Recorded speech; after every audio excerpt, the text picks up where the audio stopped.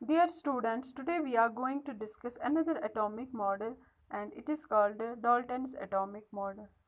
John Dalton ये एक British school teacher थे and then he published his theory about atoms in 1808.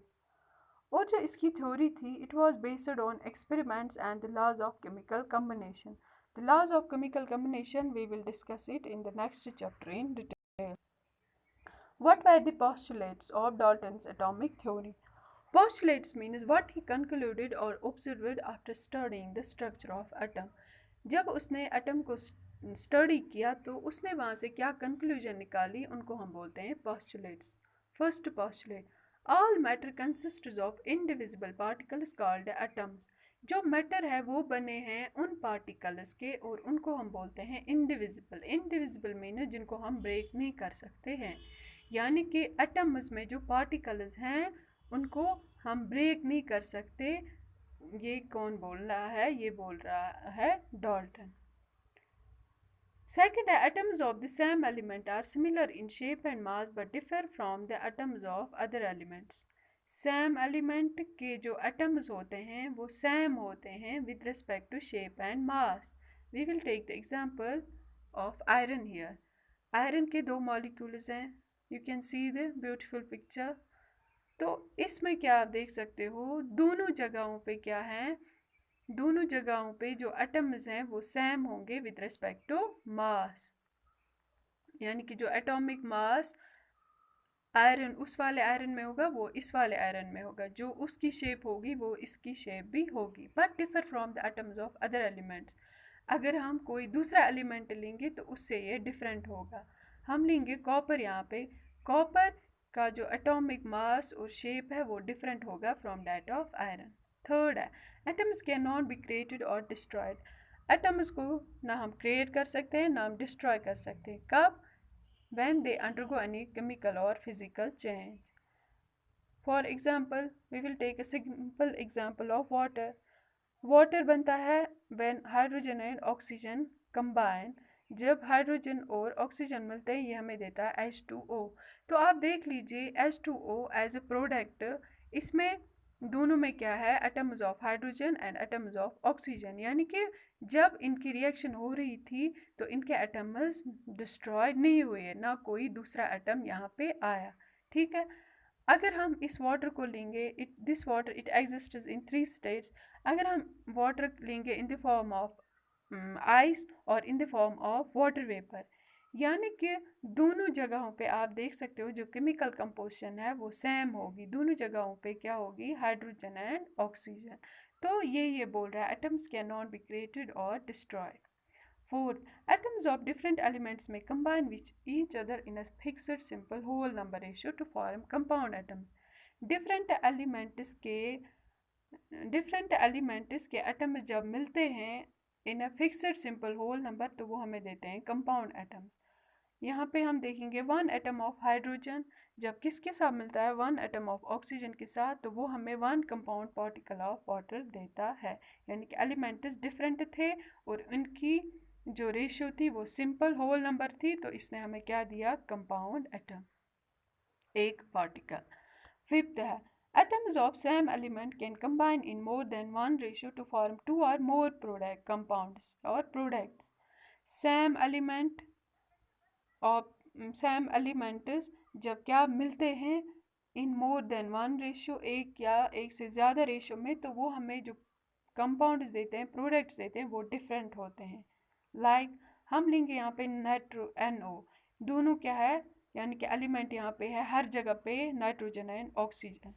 तो आप देख लीजिए फर्स्ट वाले में नाइट्रोजन कितने एटम्स हैं, वन. ऑक्सीजन कितने हैं, वन, यानी कि 1:1 रेशियो. तो इसने हमें कौन सा कंपाउंड दिया, NO. सेकंड में आप देख लीजिए, सेकंड में भी NO है, बट इनकी रेशियो हमने वन एटम ऑफ क्या लिया, नाइट्रोजन. अब हमने सिर्फ ऑक्सीजन की रेशियो चेंज की, तो ऑक्सीजन के कितने एटम्स हैं, 2, 1:2. तो यहाँ पे हमें कौन सा प्रोडक्ट मिला या कौन सा कंपाउंड मिला, NO2.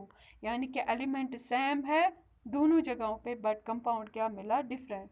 थर्ड में आप देख लीजिए, यहाँ पे हमने नाइट्रोजन का रेशियो चेंज किया, नाइट्रोजन के 2 और ऑक्सीजन का 1, तो इसने हमें कौन सा कंपाउंड दिया, N2O।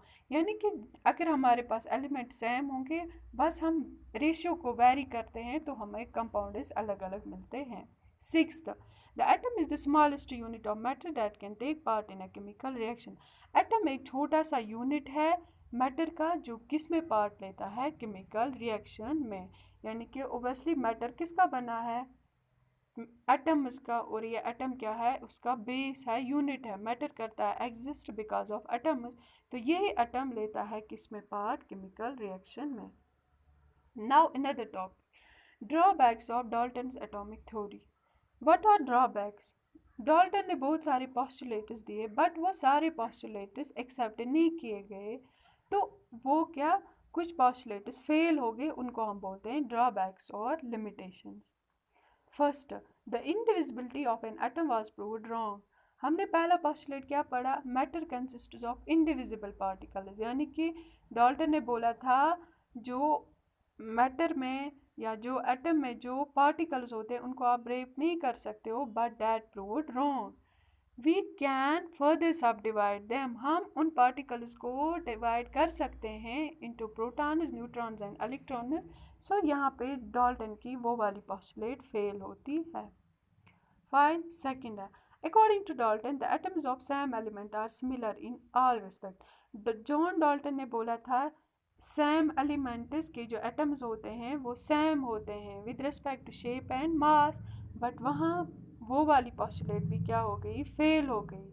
हमारे पास कुछ ऐसे एलिमेंट्स हैं जो वेरी करते हैं इन दियर मासेस, और उनको हम बोलते हैं आइसोटोप्स।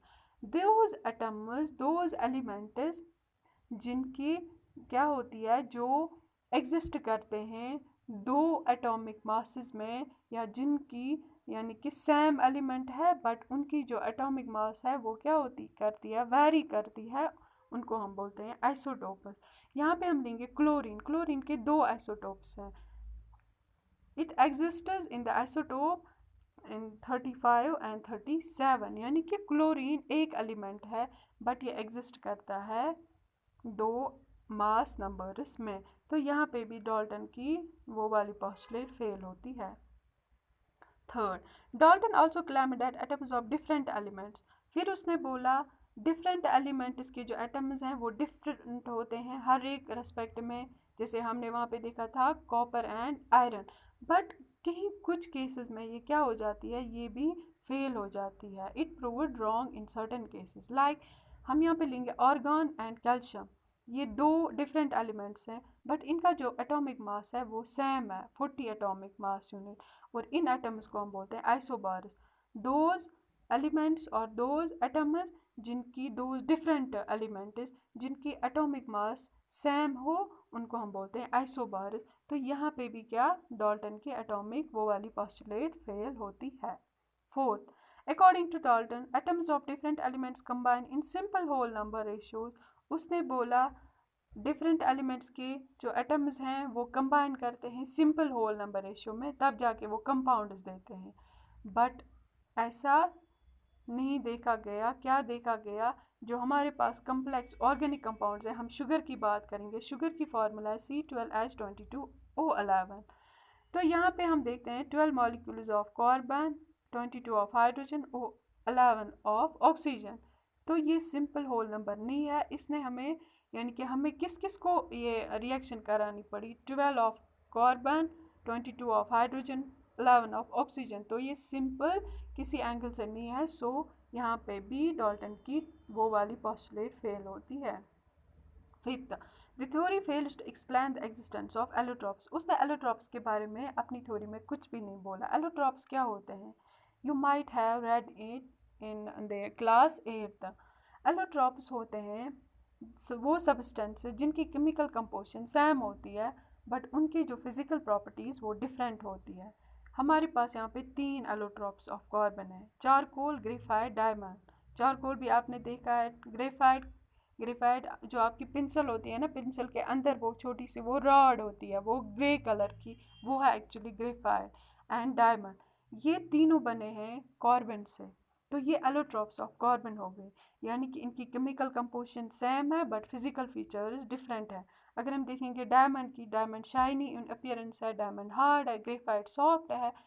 तो देखिए बने हैं ये एक ही एलिमेंट से, बट जो इनकी फिजिकल प्रॉपर्टी वो क्या है, डिफरेंट है। तो इनको हम क्या बोलते हैं, एलोट्रॉप्स। और डाल्टन ने अपनी थ्योरी में एलोट्रॉप्स के बारे में कुछ भी नहीं बताया। तो इस तरह से डाल्टन की जो थ्योरी या उसका जो मॉडल है वो उसको उतना वाइडली एक्सेप्ट नहीं किया गया। So this was about Dalton's atomic model.